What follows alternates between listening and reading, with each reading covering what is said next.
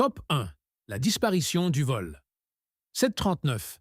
Le 16 mars 1962, un Lockheed L-1049, Super Constellation, exploité par la Flying Tiger Line, a décollé de la base aérienne d'Anderson à Guam. Sa mission était de transporter 93 soldats de l'armée américaine et 11 membres d'équipage vers la base aérienne de Clark aux Philippines, avant de poursuivre le voyage vers Saïgon. Les conditions météorologiques étaient calmes. L'avion ne présentait aucun problème mécanique connu. L'équipage, composé de pilotes et d'ingénieurs de vol expérimentés, avait déjà effectué de nombreux vols charters militaires similaires. Moins de 2 heures après le décollage, quelque part au-dessus du vaste océan Pacifique, l'avion a disparu des radars. Aucun appel de détresse n'a jamais été reçu. L'avion et tous ses occupants ont disparu sans laisser de traces. Le dernier contact radio du vol 739 était de routine. L'avion avait atteint son altitude de croisière et suivait une trajectoire directe vers sa destination. Puis, le silence fut total. Lorsque les communications n'ont pas pu être rétablies, les forces américaines ont lancé l'une des plus vastes opérations de recherche aérienne de la décennie. Plus de 200 000 miles carrés d'océan ont été ratissés par des unités aériennes et maritimes des États-Unis et des Philippines. Malgré ces efforts considérables, aucune épave n'a jamais été retrouvée. Pas un seul canot de sauvetage. Aucun débris flottant. Pas même une nappe de pétrole. C'était comme si l'avion n'avait jamais existé. Cependant, le témoignage d'un seul témoin oculaire a changé le ton des recherches. Le SSTL Lenzen, un pétrolier américain naviguant dans la zone, a rapporté un événement inhabituel dans le ciel au moment de la disparition. Les membres de l'équipage ont décrit un flash lumineux soudain et brillant haut dans le ciel, suivi de 2 traînées lumineuses distinctes chutant dans l'océan. Le capitaine du navire a consigné l'événement dans le journal de bord officiel et l'a immédiatement signalé aux autorités navales. La description correspondait à ce que l'on pourrait voir lors d'une explosion à haute altitude. Néanmoins, ce témoignage a été rapidement écarté des rapports officiels. L'armée américaine n'a jamais confirmé publiquement l'observation et a refusé de la lier au vol 739. L'avion était équipé de plusieurs émetteurs radio et de balises de détresse, dont chacune aurait dû s'activer automatiquement en cas d'écrasement. Aucune ne l'a fait. De plus, l'avion venait d'être ravitaillé, ne transportait aucune cargaison dangereuse et l'équipage avait passé toutes les inspections pré-vol. Un scénario de sabotage a été envisagé, mais rapidement rejeté faute de preuves. Un coup de foudre a été exclu en raison du temps clair. Une collision en plein vol était impossible, car aucun autre avion ne se trouvait à proximité. L'absence de tout signal de détresse reste l'un des aspects plus énigmatiques de l'affaire. Pour ajouter à la confusion, de nombreuses familles des soldats disparus ont rapporté avoir reçu des déclarations vagues ou contradictoires de la part de représentants militaires. On a dit à certains que l'avion avait probablement rencontré du mauvais temps. D'autres ont été informés qu'une défaillance mécanique était la théorie privilégiée.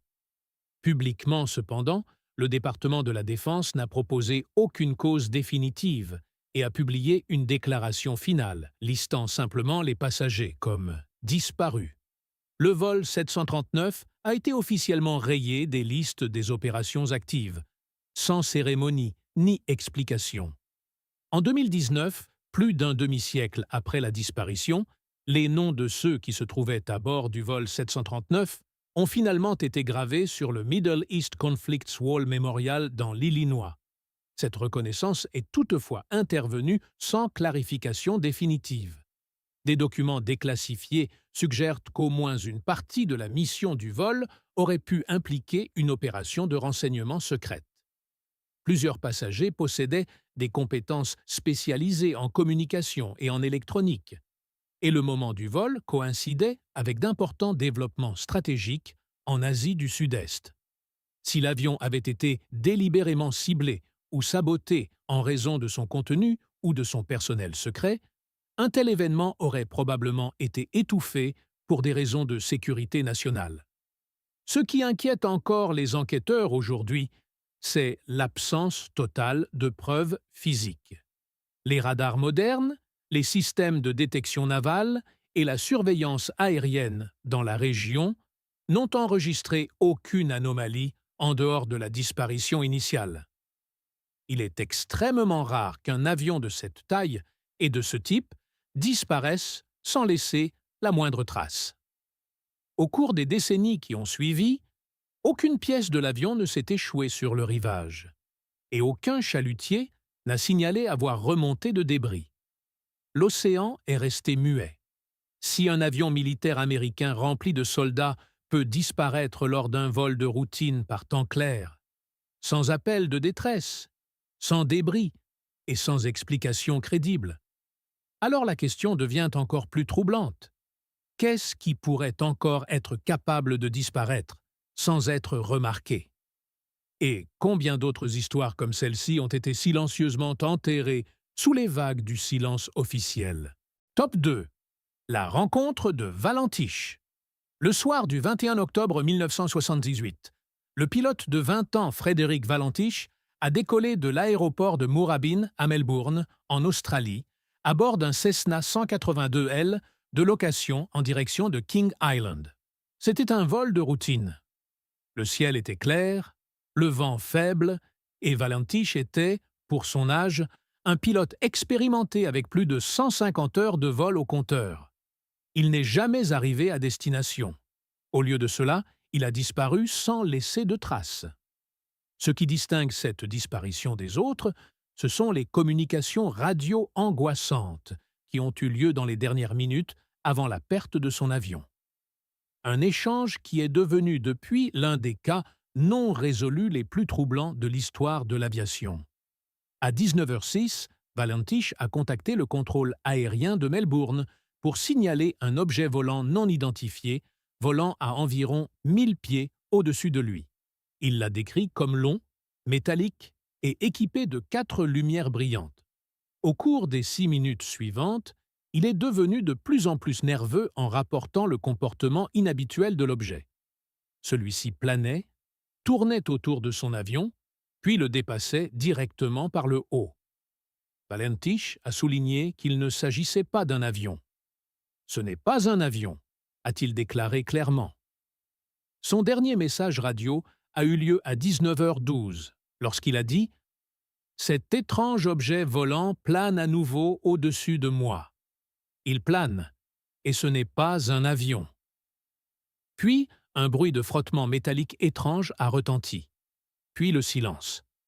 La transmission s'est interrompue et on n'a plus jamais entendu parler de Valentish. Le ministère australien des Transports a immédiatement ouvert une enquête. Des avions et des navires de recherche ont ratissé une zone de 1000 miles carrés au-dessus du détroit de Bass pendant 4 jours. Aucune épave, aucune nappe de pétrole et aucune preuve physique n'ont été trouvées. Les conditions météorologiques sont restées favorables tout au long des recherches, excluant la possibilité d'un crash dû à une tempête. La balise de détresse de Valentish ne s'était pas activée. C'était comme si son Cessna s'était simplement évaporé dans le ciel. Les dernières communications radio ont été officiellement transcrites et rendues publiques. Les sceptiques ont suggéré que Valentish aurait pu perdre son orientation et peut-être confondu des lumières sur l'eau ou un objet céleste avec un autre avion. Cependant, les experts de l'aviation ont noté qu'il avait effectué de nombreuses heures de vol de nuit et qu'il était spécialement formé à la navigation par faible visibilité. Une enquête plus approfondie sur les registres radars n'a révélé aucune trace d'autres avions à proximité de Valentish au moment de l'incident. La zone était soumise à une restriction de trafic et aucun avion commercial ou privé n'avait déclaré de plan de vol correspondant à sa description. Pour compliquer les choses, des rapports provenant de plusieurs témoins le long de la côte sud de Victoria ont fait surface. Le même soir, plusieurs personnes ont décrit une lumière verte se déplaçant rapidement dans le ciel, volant dans la direction de la trajectoire de Valentish. Certains ont affirmé avoir vu un objet rond planer silencieusement. Ces témoignages ont été recueillis par les enquêteurs, mais n'ont jamais été formellement inclus dans la conclusion du ministère. Dans leur rapport final, les autorités aéronautiques australiennes ont suggéré la possibilité que Valentish ait perdu l'orientation et se soit abîmé en mer. Pourtant, cette explication ignore de nombreuses incohérences. Le pilote n'a montré aucun signe de confusion dans ses communications radio. Il n'a jamais lancé d'appel de détresse. Ses descriptions étaient claires, répétées et de plus en plus désespérées. Surtout, le bruit mécanique enregistré à la fin de sa dernière transmission reste inexpliqué. Les analystes audio ont été incapables d'en déterminer la source ou de le reproduire avec un équipement aéronautique connu. Au fil des ans, diverses théories ont émergé. Certains suggèrent un canular délibéré, malgré l'absence de motifs et la réputation personnelle irréprochable de Valentish. D'autres pointent du doigt des activités militaires, des avions expérimentaux ou des interférences électromagnétiques. Quelques-uns ont même suggéré que l'événement marquait une rencontre avec quelque chose dépassant les explications conventionnelles. Sans preuve physique, cependant, tout reste spéculation. En 2014, des décennies après l'incident, un petit débris d'avion s'est échoué sur l'île Flinders. Bien qu'il corresponde au type d'avion que Valentish pilotait, il n'a pu être lié avec certitude à son Cessna. Le mystère persiste, nourri par la clarté brute de ses derniers mots et l'absence totale de dénouement. Si un pilote formé peut décrire calmement un objet inconnu poursuivant son avion, transmettre des coordonnées de position précises, puis disparaître sans laisser de traces, cet événement défie plus que notre simple compréhension de l'aviation. Il remet en question l'idée même que le ciel soit entièrement cartographié, surveillé et compris. Top 3. L'escadrille fantôme. Le vol. 19. Le 5 décembre 1945, quelques mois seulement après la fin de la Seconde Guerre mondiale, 5 bombardiers torpilleurs TBM Avenger de l'US Navy ont décollé de la base aéronavale de Fort Lauderdale, en Floride. Sous l'indicatif Vol 19, le groupe effectuait une mission d'entraînement de routine de 3 heures au-dessus de l'Atlantique. Le temps était relativement clair, la mer peu agitée et tous les pilotes étaient expérimentés, y compris le chef d'escadrille, le lieutenant Charles Taylor. Pourtant, en moins de 2 heures, les 5 avions ont disparu sans laisser de traces. Un 6e avion, envoyé pour les recherches et le sauvetage, a également disparu. Au total, 27 hommes ont été perdus. Aucune épave, aucun survivant, aucun signal de détresse. Ce cas allait devenir le fondement de ce que le monde appellerait bientôt le mystère du triangle des Bermudes. L'exercice d'entraînement était connu sous le nom de « problème de navigation Unerroring », un itinéraire standard prévoyant un vol de la Floride vers l'est jusqu'aux Bahamas, un virage vers le nord au-dessus de la mer, puis un arc de cercle vers l'ouest pour revenir à la base. Environ 90 minutes après le début de la mission, les communications radio se sont dégradées. Au début, les transmissions étaient de routine. Mais soudain, la voix du lieutenant Taylor s'est fait entendre, paraissant de plus en plus confuse. Il a rapporté « Mes 2 compas sont en panne et j'essaie de trouver Fort Lauderdale ». D'autres pilotes ont confirmé la même chose. Toute l'escadrille semblait désorientée, incapable de reconnaître des points de repère ou d'obtenir une lecture de boussole fiable. Taylor insistait sur le fait qu'ils avaient volé trop loin vers l'est et se trouvaient maintenant au-dessus des quais de Floride. Pourtant, les tours de contrôle les localisaient bien en dehors de leur trajectoire, probablement au nord-est des Bahamas. Plus ils volaient, plus leur orientation devenait erratique. Les transcriptions révèlent un effondrement de la communication, de la logique et du moral. Certains pilotes ont remis en question les instructions données. D'autres ont tenté de prendre les commandes, mais ont été désavoués. L'un d'eux a suggéré de repartir vers l'ouest pour rejoindre le continent, mais Taylor a hésité. Le carburant venait à manquer. Le soleil se couchait. L'un des derniers messages interceptés provenait d'un pilote qui disait « Nous ne pouvons pas dire où nous sommes. Tout semble faux. Même l'océan n'a pas l'air de ce qu'il devrait être. » Puis, le silence. En quelques heures, une opération de sauvetage massive a été lancée. La Navy a déployé des avions, des navires et des sous-marins pour fouiller des milliers de miles carrés. Mais ce qui a rendu la catastrophe encore plus étrange, c'est ce qui s'est passé ensuite.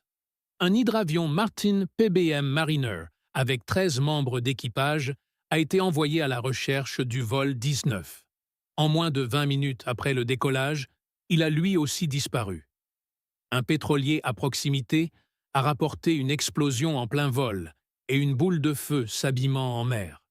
Pourtant, aucun reste n'a jamais été retrouvé. Les recherches ont duré 5 jours et ont couvert plus de 250 000 miles carrés. Pas une seule trace de l'un des 6 avions n'a jamais été récupérée. L'enquête officielle de la Navy a laissé plus de questions que de réponses. Dans son rapport final, la disparition a été classée comme cause inconnue. Des mémos internes ont révélé des désaccords entre officiers, certains penchant pour une défaillance mécanique, tandis que d'autres pointaient une confusion de navigation. La mère du lieutenant Taylor a insisté sur le fait qu'il était un pilote chevronné, ayant parcouru cet itinéraire de nombreuses fois. L'idée qu'il se soit simplement égaré était pour elle impossible. Des théories ultérieures ont varié, allant d'éruptions de gaz méthane au fond de la mer, à des tempêtes soudaines ou des anomalies magnétiques. Certains ont suggéré un défaut des compas. D'autres ont soutenu que les avions s'étaient peut-être retrouvés hors de portée radio et étaient simplement tombés en panne de carburant au-dessus de l'océan. Néanmoins, aucune de ces explications ne justifie l'absence totale de débris, d'autant plus que 6 avions distincts ont disparu en quelques heures dans la même région. L'affaire du vol 19 est devenue une histoire emblématique de la légende du triangle des Bermudes. Mais derrière les interprétations de la culture populaire se cache une énigme réelle et profondément troublante. Comment plusieurs pilotes militaires entraînés, volant ensemble en formation, ont-ils pu subir simultanément une désorientation totale et une panne de leurs instruments? Et pourquoi l'avion de sauvetage a-t-il disparu de manière tout aussi inexplicable? Si une disparition est une tragédie, 2 sont une coïncidence. Mais la disparition de 6 avions et de 27 hommes sous un ciel dégagé et dans des conditions contrôlées exige une enquête plus approfondie. Il existe des zones sur cette planète où la logique défaille, où les instruments trompent et où même la discipline ne peut empêcher l'effondrement. Le vol 19 a pénétré dans l'une de ces zones et n'en est jamais revenu. Top 4. La disparition du vol MH370. Le 8 mars 2014, le vol MH370 de Malaysia Airlines a décollé de l'aéroport international de Kuala Lumpur à destination de Pékin. À bord se trouvaient 239 personnes, passagers et équipage compris. C'était un vol de routine à bord d'un Boeing 737 l'un des avions les plus sûrs et les plus fiables de l'aviation moderne. 40 minutes après le début du voyage, alors que l'avion approchait de l'espace aérien vietnamien, il a disparu silencieusement des radars civils. Les derniers mots sortis du cockpit étaient calmes et banals. « Bonne nuit, Malaysian 370 ». Quelques instants plus tard, aux yeux du contrôle aérien, l'avion a simplement cessé d'exister. C'était le début de l'un des mystères aéronautiques les plus vastes et les plus énigmatiques de l'histoire documentée. Ce qui a suivi a défié toute logique. Les radars militaires ont découvert plus tard que l'avion avait brusquement viré vers l'ouest, survolant à nouveau la péninsule malaisienne avant de se diriger vers le sud dans l'océan Indien. Aucun signal de détresse n'a été envoyé. Le transpondeur de l'avion avait été désactivé manuellement. Des pings satellitaires, appelés unshakes, ont confirmé que l'avion avait continué de voler pendant plus de 6 heures après sa disparition des radars. Pourtant, sa trajectoire n'avait aucun sens. Il s'était totalement écarté de son itinéraire prévu, s'enfonçant dans une partie du monde peu ou pas couverte par les radars. Ces faits n'ont été révélés que des jours après la disparition, provoquant une indignation et une confusion internationale. La recherche du MH370 est devenue la plus importante de l'histoire de l'aviation. Des dizaines de pays y ont participé. Des navires de recherche sonars perfectionnés ont exploré les fonds marins. Des sociétés de satellites ont été sollicitées pour réanalyser les données brutes. Mais la zone de recherche était immense, couvrant des dizaines de milliers de kilomètres carrés dans certaines des régions océaniques les plus reculées de la planète. Les années ont passé. Aucune trace du fuselage principal n'a été trouvée.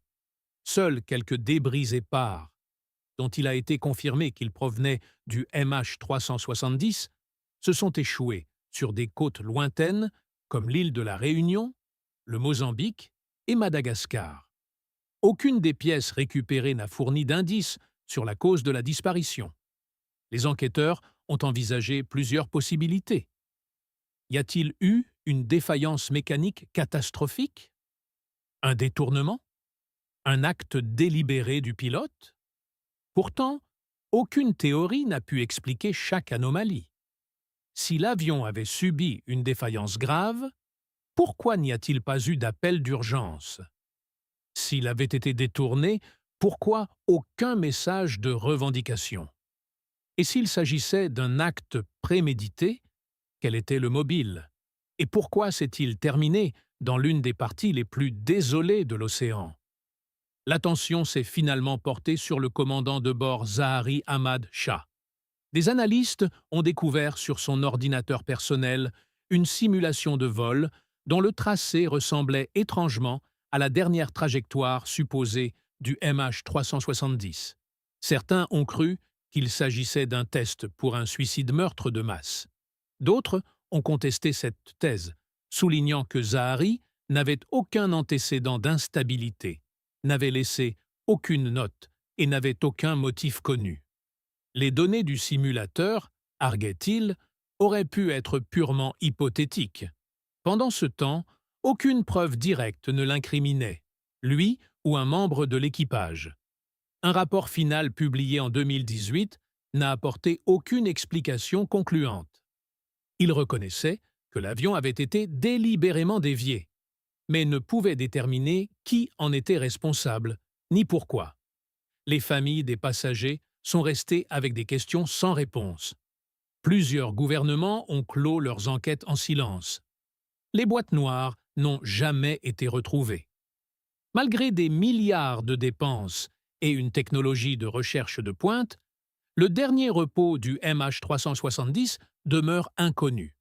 Ce qui rend ce cas particulièrement troublant est le fait qu'un avion de ligne ait pu disparaître ainsi sans laisser de traces au XXIe siècle.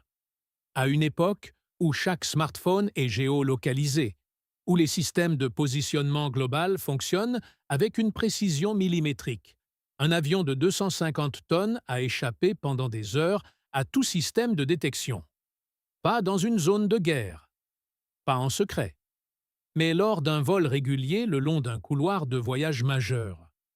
Si le MH370 peut disparaître dans un monde rempli de satellites, de radars et de surveillance aérienne internationale, qu'est-ce qui peut encore disparaître? L'incident a non seulement révélé les limites des systèmes de localisation actuels, mais aussi la fragilité de la coopération mondiale en temps de crise. Il a soulevé des questions embarrassantes sur la transparence des données, la responsabilité des gouvernements et l'illusion de contrôle dans l'aviation moderne. Le mystère du MH370 persiste, et chaque question sans réponse pointe vers un problème plus profond.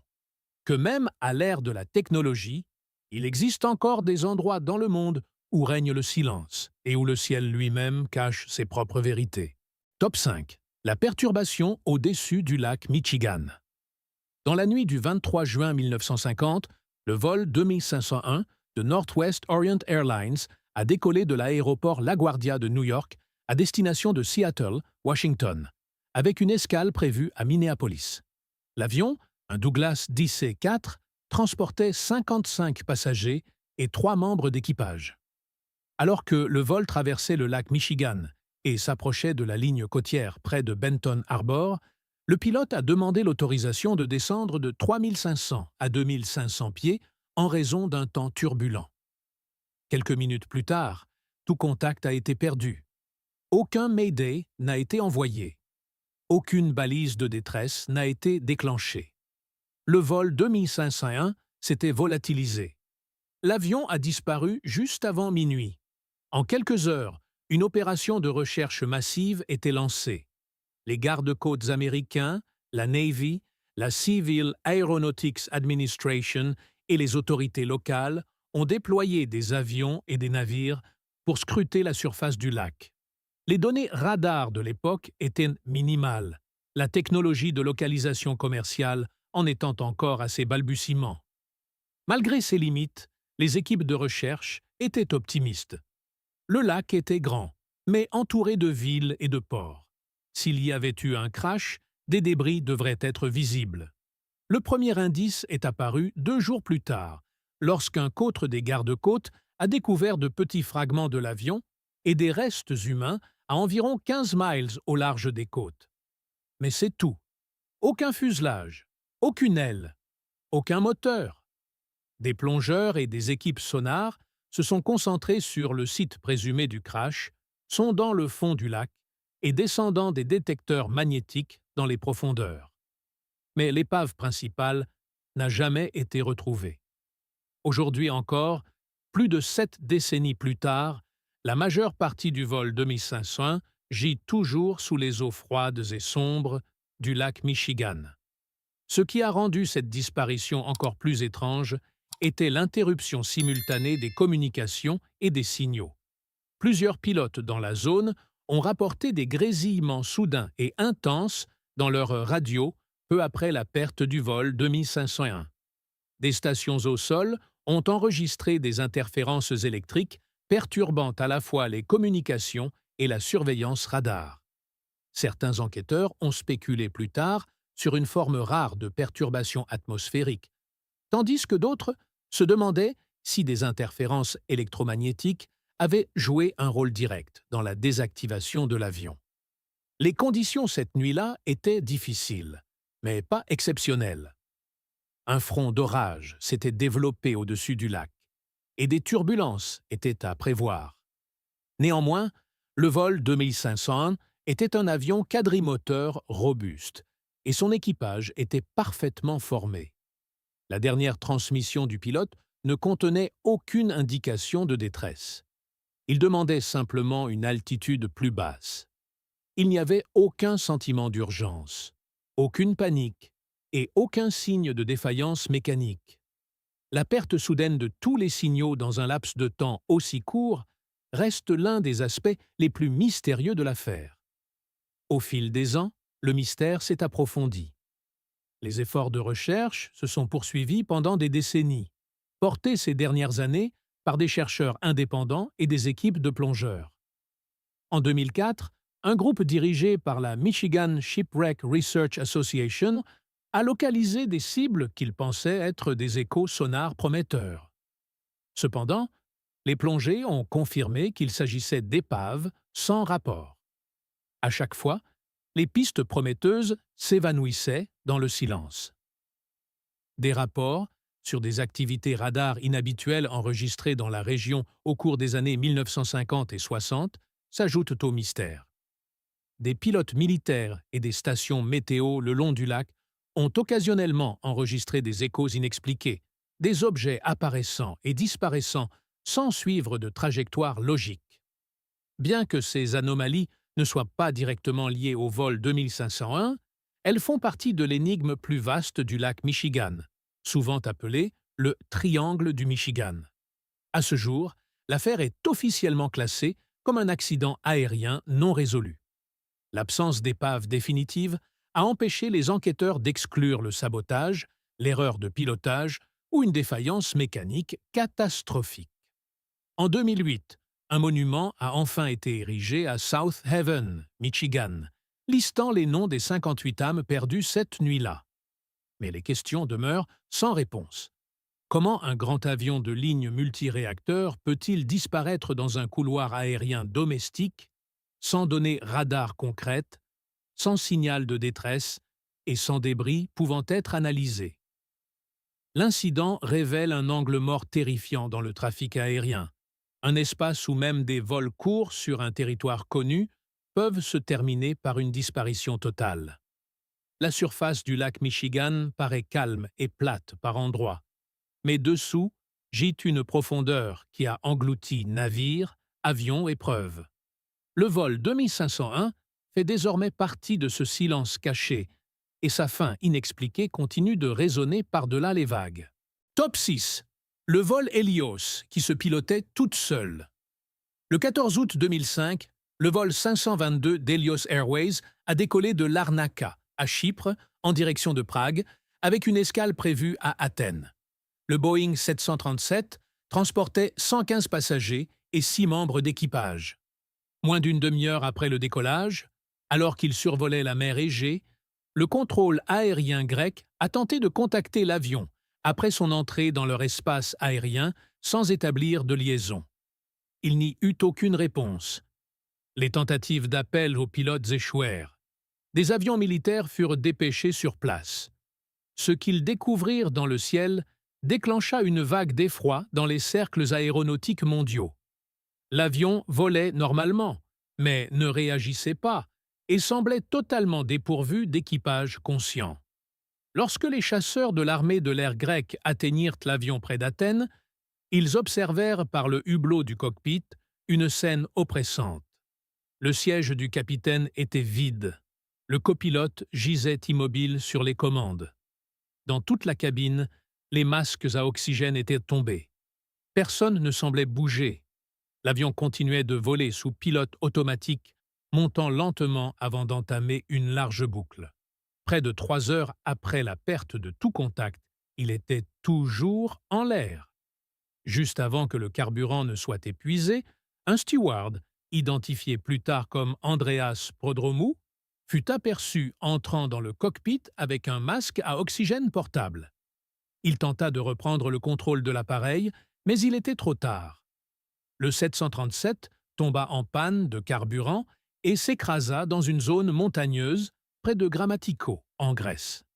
Les 121 personnes à bord périrent. Ce fut la catastrophe aérienne la plus meurtrière de l'histoire grecque et l'une des plus marquantes de l'ère moderne. L'enquête officielle révéla une chaîne terrifiante de défaillances humaines et techniques. Avant le décollage, le personnel de maintenance avait laissé le système de pressurisation de la cabine en mode manuel au lieu de le remettre sur auto. Cela signifiait que l'avion n'ajustait pas automatiquement la pression de la cabine pendant la montée. À mesure que l'air se raréfiait, l'équipage et les passagers succombèrent progressivement à l'hypoxie, le manque d'oxygène, sans réaliser ce qui se passait. Les enquêteurs conclurent que les pilotes s'étaient probablement retrouvés désorientés et avaient perdu connaissance en quelques minutes. Pourtant, de nombreuses questions restèrent en suspens. Pourquoi l'équipage n'a-t-il pas reconnu les signaux d'alerte? L'alarme d'altitude cabine avait retenti tôt dans le vol, un signal qui aurait dû déclencher une descente immédiate. Pourquoi aucun des pilotes n'a-t-il réagi correctement? En particulier le capitaine qui totalisait des milliers d'heures de vol? Certains analystes suggérèrent que l'alarme avait pu être confondue avec un avertissement de configuration de décollage, qui utilise la même tonalité sur les Boeing 737. D'autres remirent en question l'efficacité des protocoles de formation ayant permis un oubli aussi fatal. Une autre couche de mystère provint de l'enregistreur de données de vol. Il enregistra une série d'actions bien après que l'équipage eut perdu connaissance, y compris des interactions avec le panneau de commande suggérant que quelqu'un, probablement le steward, avait tenté de prendre le contrôle manuel. Ces derniers efforts, héroïques, mais finalement vains, soulevèrent la douloureuse question de savoir si davantage de vies auraient pu être sauvées si les signaux d'alerte avaient été identifiés plus tôt. L'accident déclencha également un débat sur la confiance accordée à l'automatisation. L'avion avait volé pendant près de 3 heures, sans aucune intervention des pilotes, guidé uniquement par la navigation préprogrammée. Le contrôle aérien n'avait pas pu intervenir de manière significative. L'armée avait observé, mais n'avait pu agir à temps. L'avion était devenu un fantôme glissant dans le ciel, dans un compte à rebours silencieux vers la catastrophe. Aucune panne système ne survint. Aucun acte de sabotage ne fut trouvé. Pourtant, 121 personnes moururent. La chaîne d'erreurs, de silences et d'indices manqués constitua une leçon angoissante. Lors de vols de routine, un interrupteur oublié ou un signal mal compris peut mener à la tragédie. L'épave apporta des réponses, mais pas la paix. Les familles restèrent confrontées à un crash qui ne s'était pas produit en un instant, mais sur des heures d'étouffement silencieux. Les passagers avaient glissé lentement hors de la conscience pendant que l'avion planait, intact, dans un ciel bleu azur. Le vol 522 reste l'une des catastrophes les plus surréalistes de l'aviation moderne. Un vol qui s'est piloté lui-même vers l'oubli pendant que le monde regardait, impuissant. Top 7. Le Boeing 727 volé. Le 25 mai 2003, un Boeing 727-223 immatriculé N844AA se trouvait immobile sur le tarmac de l'aéroport international Quatro de Fevereiro à Luanda, en Angola. L'avion avait autrefois volé pour American Airlines, mais avait été retiré du service et reconfiguré pour le transport de fret. À ce moment-là, il était loué à une entreprise de logistique de l'industrie pétrolière. L'appareil n'avait pas volé depuis plus d'1 an. Puis, juste avant le coucher du soleil, l'impossible se produisit. Sans autorisation de vol, sans communication et avec le transpondeur éteint, le Boeing 727 roula sur la piste, accéléra et décolla. On soupçonnait que 2 hommes se trouvaient à bord. Aucun d'eux ne possédait la licence pour piloter un 727. L'avion ne fut plus jamais revu. Le personnel de l'aéroport et les spectateurs furent frappés de stupeur. La piste était active, mais personne n'avait identifié qui avait autorisé le décollage. Des témoins décrivirent comment l'avion se déplaçait de manière irrégulière au sol, comme si le pilote n'était pas familier avec les commandes. La tour tenta de contacter le cockpit, mais ne reçut aucune réponse. Aucun plan de vol n'avait été déposé. Aucun code de transpondeur n'avait été transmis. Lors du décollage, l'imposant appareil vira vers l'ouest au-dessus de l'océan Atlantique et disparut des écrans radars. C'était comme s'il s'était volatilisé dans le ciel. Les autorités américaines ouvrirent immédiatement une enquête internationale. Les principaux suspects étaient Ben Charles Padilla, un mécanicien navigant et pilote américain, et John Mutantu, un assistant congolais. Padilla possédait une solide expérience de la maintenance aéronautique et une licence de pilote privé, mais n'était pas certifié pour piloter un 727 commercial. Mutantu n'avait aucune qualification de vol connue. Des enregistrements de sécurité montrèrent les 2 hommes près de l'appareil avant la disparition. Mais aucun n'immortalisa l'embarquement effectif ou le décollage. Les enquêteurs ne purent déterminer s'ils avaient pris le contrôle de l'avion de leur plein gré ou sous la contrainte. Ce qui rendit l'événement encore plus mystérieux était l'avion lui-même. Le Boeing 727 est un jet large et complexe qui nécessite normalement un équipage de 3 personnes. Le manœuvrer seul, ou même avec 2 personnes non formées, serait extrêmement difficile. Le cockpit dispose d'une avionique obsolète et de commandes analogiques, surtout dans une configuration cargo comme celle-ci. La manière dont l'avion a démarré, roulé et volé reste une question centrale. De plus, l'avion disposait d'une capacité de carburant considérable, lui conférant une portée de plus de 2400 milles nautiques. Il aurait pu atteindre de nombreux pays ou régions côtières, ou tout aussi bien disparaître en haute mer. Les autorités craignaient un scénario catastrophe, que l'avion ait été volé pour une attaque terroriste. Le moment choisi, moins de 2 ans après le 11 septembre, déclencha une alerte immédiate dans les espaces aériens africains, européens et moyen-oriental. L'OTAN et le FBI publièrent des avis de haute priorité. Les surveillances satellitaires furent analysées. Les ports et aérodromes le long des trajectoires possibles furent fouillés. Pourtant, aucune trace ne fit surface. Aucun site de crash ne fut trouvé. Aucun avion non autorisé correspondant à son profil ne fut intercepté. Des semaines passèrent, puis des mois. La piste se refroidit. Quelques rapports émergèrent, affirmant que l'avion s'était posé sur une piste reculée en Afrique de l'Ouest ou avait été vu en Guinée. Rien ne fut confirmé. Des enquêteurs de l'aviation des États-Unis se rendirent en Angola, mais des obstacles bureaucratiques et la corruption entravèrent leurs efforts. Aucun témoignage fiable, aucun écho radar crédible et aucune donnée satellite ne purent jamais étayer les rumeurs. En 2005, le FBI ferma officiellement son enquête active. L'affaire passa du statut de menace pour la sécurité nationale à celui d'anomalie non résolue. Comment un avion de ligne complet peut-il disparaître à l'ère moderne? Contrairement aux petits avions privés, un Boeing 727 mesure près de 12 mètres de haut et a une envergure de plus de 30 mètres. On ne peut pas le cacher dans un hangar sans être remarqué. Pourtant, plus de 20 ans plus tard, aucun composant de l'avion n'a refait surface. Pas un train d'atterrissage. Pas une dérive. Rien. Si c'était un vol, c'était l'un des plus audacieux de l'histoire de l'aviation.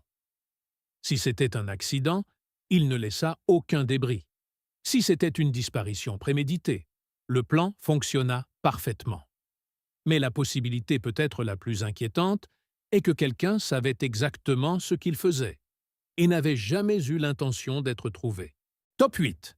La N-72 qui s'est envolée dans le silence. Le 19 décembre 1995, un Antonov An-72 du gouvernement kazakh a décollé de Charki Dadri, en Inde, à destination de Chimkent, au Kazakhstan. À bord se trouvaient 13 personnes, dont le général Gertaïev, un haut responsable militaire kazakh, ainsi que plusieurs adjoints et l'équipage de vol. Le jet bimoteur, conçu pour les transports militaires et de fret, était exploité par un personnel expérimenté dans des conditions de vol normales. Le vol faisait partie d'une mission diplomatique et était autorisé pour une trajectoire directe vers le nord. Pourtant, moins de 2 heures après le départ, alors qu'il traversait la région accidentée et politiquement sensible de l'Hindou-Kush, l'avion a disparu des radars. Aucun appel de détresse ne fut lancé. Aucun signal. Aucun site de crash. Aucune explication. Les premiers rapports suggérèrent que l'avion avait subi des problèmes techniques, peut-être liés à la performance des moteurs à haute altitude. Pourtant, l'Antonov An-72 était spécifiquement conçu pour de telles conditions et était fréquemment utilisé sur des terrains arctiques et montagneux. L'équipage avait piloté ce modèle de manière intensive, y compris dans des zones de combat. La disparition déclencha une opération de recherche conjointe des autorités indiennes et kazakhes, soutenue par des experts russes de l'aviation. Le terrain montagneux et les tensions politiques dans la région compliquèrent les efforts. Malgré les vols de recherche et la collecte d'informations, rien ne fut trouvé. Les scans satellitaires ne fournirent aucun signe de débris. Les équipes au sol rencontrèrent des défis logistiques et n'eurent pas accès à certaines zones de haute sécurité contrôlées par des factions militaires. Officieusement, des responsables du renseignement pointèrent une possibilité bien plus inquiétante. Le général Gertaïev aurait été impliqué dans des efforts de restructuration interne au sein de l'appareil de défense post-soviétique et avait accès à des documents classifiés sur les mouvements d'armes régionaux. Certains pensèrent que le vol avait pu être intercepté ou, pire, délibérément dévié. Pourtant, Aucune preuve de détournement ou d'interférence radio ne fut avancée. Toutes les données des enregistreurs de vol furent considérées comme perdues. Le transpondeur cessa de transmettre avant qu'une anomalie ne soit remarquée, une circonstance rare et troublante dans un espace aérien contrôlé. En l'absence de preuves physiques, les spéculations remplirent le vide. Certains théorisèrent que l'avion avait pu être abattu par une puissance régionale inquiète des mouvements de Djertaïev. D'autres suggérèrent qu'en raison d'une erreur de navigation, l'avion s'était écarté de sa course et s'était écrasé dans une chaîne de montagnes non surveillée. Pourtant, la couverture satellitaire aurait dû enregistrer un tel événement, même si la résolution à l'époque était limitée. Aucune signature thermique, aucune colonne de fumée et aucun impact sismique ne furent enregistrés. Le fait qu'un avion de cette taille disparaisse totalement au-dessus de la terre ferme, sans témoin, sans épave et sans signal, est pratiquement sans précédent. L'affaire fut encore compliquée par des rapports de villageois dans le nord du Pakistan affirmant avoir vu un gros avion voler inhabituellement bas la nuit de la disparition. Ces témoignages furent jugés peu fiables, mais ne furent jamais approfondis. Des réanalyses radar ultérieures ne donnèrent aucun résultat probant. Plus tard, un mémo confidentiel émergea des archives kazakhes, suggérant des soupçons internes concernant une intervention extérieure. Mais le document était lourdement caviardé et son authenticité ne fut jamais officiellement confirmée. Les années passèrent. L'incident disparut du discours public. Le général Djertaïev fut discrètement retiré des registres militaires. Le crash fut classé comme un événement aéronautique non résolu. Aucun monument ne fut érigé. Aucune cause officielle ne fut jamais annoncée. Aujourd'hui, le cas de l'an 72 reste un fantôme de l'histoire de l'aviation. Contrairement aux disparitions au-dessus des océans, où les épaves peuvent couler dans des profondeurs inaccessibles, ce vol a disparu au-dessus de la terre ferme, à portée des systèmes de défense aérienne et des réseaux radars de plusieurs nations. L'effacement total de sa trajectoire suggère soit un événement catastrophique survenu trop soudainement pour être enregistré, soit une intervention trop ciblée pour être retracée. Que devient un avion qui disparaît dans les ombres politiques?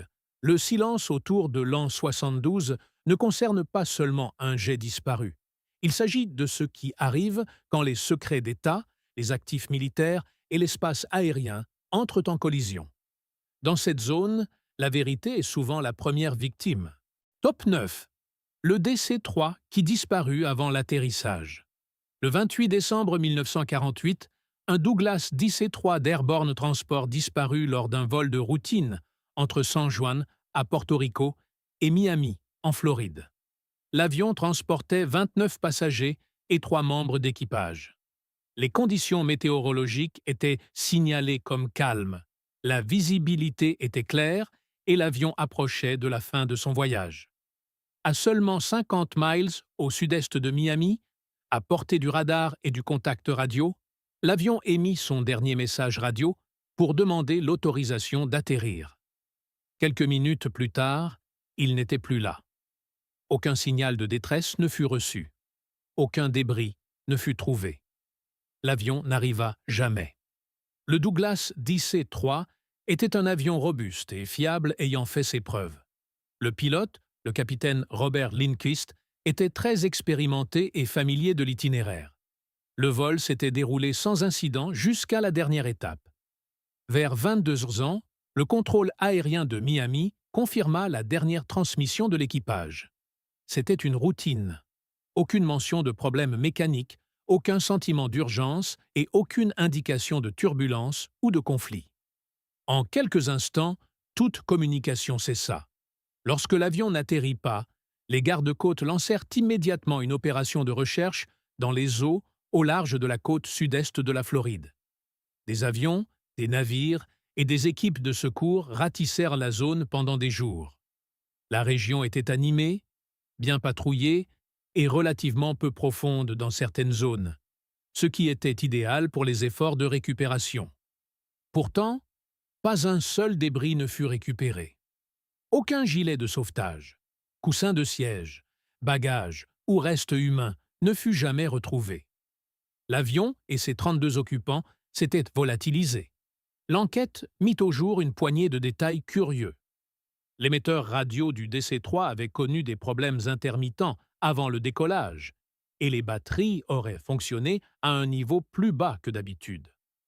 Néanmoins, l'avion avait été autorisé à voler, et aucune alerte de sécurité n'avait été émise.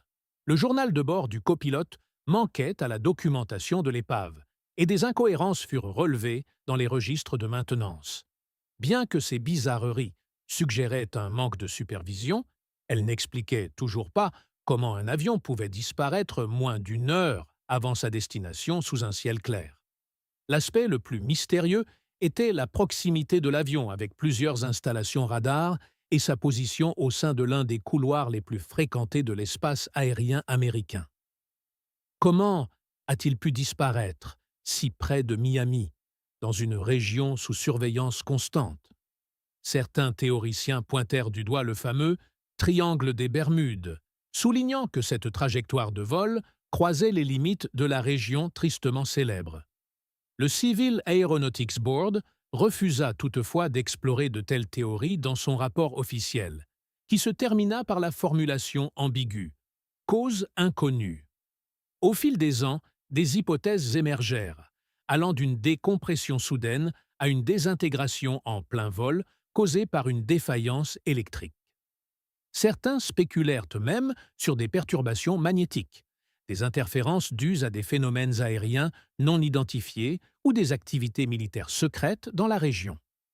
Mais aucune de ces théories ne put être étayée par des preuves physiques. En l'absence de débris, toute explication restait une conjecture.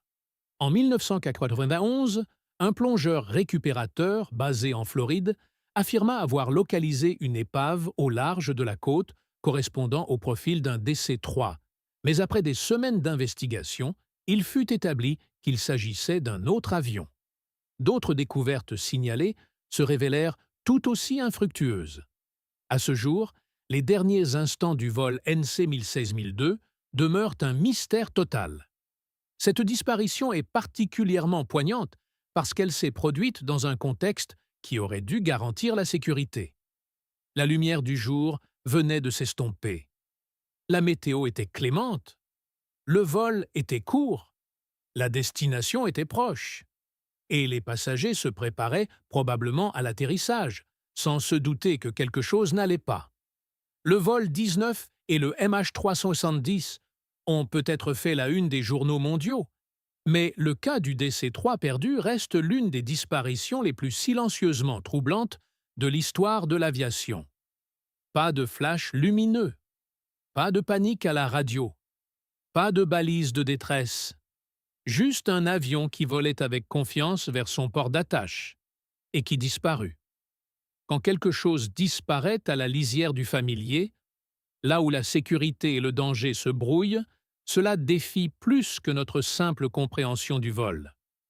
Cela suggère que la disparition n'est pas toujours une question de distance ou de danger. Parfois, le ciel ferme simplement ses portes, sans prévenir. Top 10. Le mystère de l'abattage du vol CAL 007. Le 1er septembre 1983, le vol 007 de Korean Airlines, un Boeing 747, transportant 269 personnes, était en route de New York vers Séoul, avec une escale prévue à Anchorage, en Alaska. Dans les premières heures de la matinée, l'avion dévia de sa course prévue et pénétra dans l'espace aérien soviétique interdit au-dessus de la péninsule du Kamtchatka, puis de l'île de Sakhaline. Malgré plusieurs avertissements des stations radars et des avions militaires soviétiques, aucune correction de trajectoire ne fut effectuée. À 3h26 heures locales, un chasseur soviétique Su-15 tira 2 missiles air-air. L'avion civil fut détruit et toutes les personnes à bord périrent. L'épave s'abîma dans la mer du Japon. Mais ce qui suivit ne fut pas la simple tragédie d'une erreur de navigation. Cela devint l'un des incidents les plus controversés et inexpliqués de l'aviation pendant la guerre froide. Les rapports officiels affirmèrent que le pilote automatique du vol avait été accidentellement réglé sur un mauvais cap, ce qui l'aurait conduit à s'écarter de sa trajectoire de plusieurs centaines de miles. Mais la déviation était si importante et dura si longtemps que beaucoup se demandèrent comment une telle erreur avait pu échapper à la vigilance de l'équipage dans le cockpit. L'avion passa plusieurs points de contrôle de navigation sans correction. Les enregistrements vocaux révélèrent plus tard que l'équipage ne discuta d'aucune déviation. Certains analystes de l'aviation pensent que l'avion suivait une trajectoire intentionnelle, peut-être pour couvrir un avion de reconnaissance américain à proximité, soulevant la possibilité qu'il ait été utilisé pour une surveillance secrète. Lorsque le vol CAL 0007 fut abattu, il volait à proximité immédiate d'un RC-135, un avion espion américain opérant dans la même région. Cette coïncidence suscita une méfiance immédiate des autorités soviétiques, qui affirmèrent que le Boeing 747 avait servi de couverture pour la collecte de renseignements. Les responsables occidentaux nièrent ces accusations, déclarant que le vol commercial n'avait rien à voir avec des opérations militaires. Pourtant, de nombreux observateurs ne furent pas convaincus, surtout après la révélation de détails sur le calendrier des vols de renseignement dans la région et l'échec de l'équipage coréen à répondre à plusieurs tentatives de communication. Les opérations de récupération furent strictement contrôlées. La marine soviétique atteignit le site du crash en premier et refusa tout accès international. Pendant des mois, ils nièrent avoir trouvé les boîtes noires. Lorsque l'enregistreur de données de vol et l'enregistreur vocal furent finalement remis, leur contenu fut scrupuleusement examiné. Les derniers instants révélèrent de la confusion dans le cockpit, mais aucune conscience de la présence d'intercepteurs ou du verrouillage par missile. Certaines sections des enregistrements audio manquaient inexplicablement. Ces lacunes, couplées aux secrets soviétiques et aux rapports contradictoires, ne firent qu'approfondir le mystère. Plus troublant encore fut l'état des restes récupérés, ou leur absence. Seule une partie des corps fut jamais retrouvée, et plusieurs rapports d'autopsie décrivirent des blessures étranges qui n'étaient pas compatibles avec une décompression à haute altitude. Aucun résidu d'explosifs ne fut trouvé sur certains fragments, et plusieurs pièces clés du fuselage ne furent jamais localisées. L'Union soviétique maintint que l'avion s'était désintégré en l'air après l'impact, mais sans accès à l'épave complète, une vérification indépendante était impossible. L'incident faillit dégénérer en un conflit international majeur. Le président américain Ronald Reagan condamna l'action soviétique comme un massacre. L'Union soviétique persista à dire qu'elle avait agi pour défendre son espace aérien. Mais alors que les tensions diplomatiques augmentaient, la vérité devint moins une question de preuve qu'une question de contrôle du récit. Dans les années qui suivirent, les deux nations conservèrent des versions incomplètes de l'histoire, chacune laissant des vides qui ne furent jamais totalement comblés. En 1993, après la chute de l'Union soviétique, les responsables russes remirent enfin les enregistrements des boîtes noires.